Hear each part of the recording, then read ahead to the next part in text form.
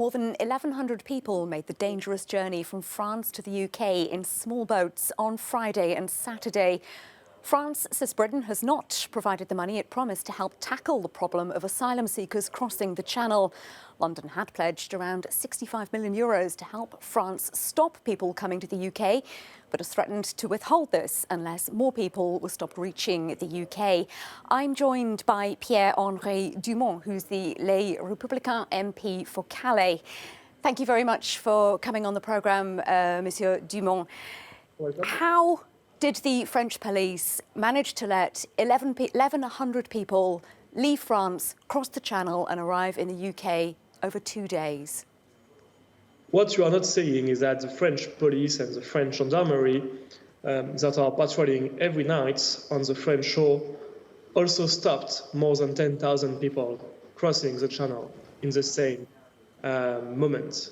So basically, yes, people are crossing the Channel, but almost the same number of people are stopped before crossing the Channel, before taking this dangerous trip and journey to the British shore, and before getting at risk at sea.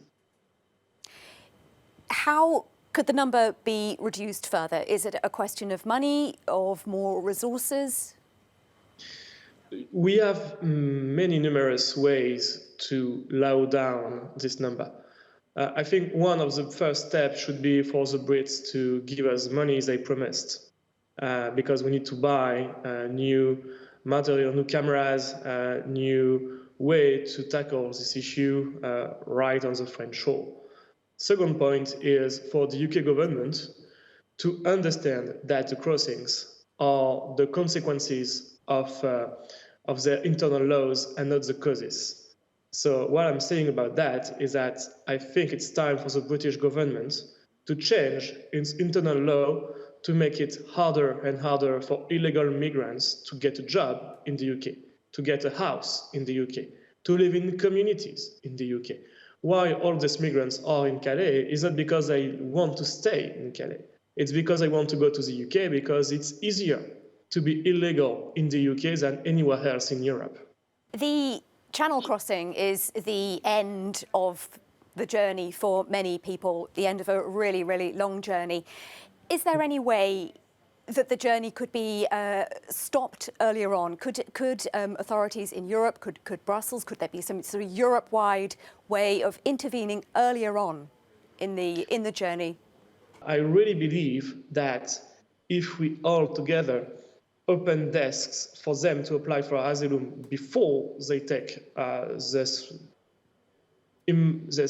tremendous risks, it will be way better and it will lower down the number of people trying to cross, because if they are denied asylum at that time, they will not take the risk to cross and they will maybe apply for asylum in a European country.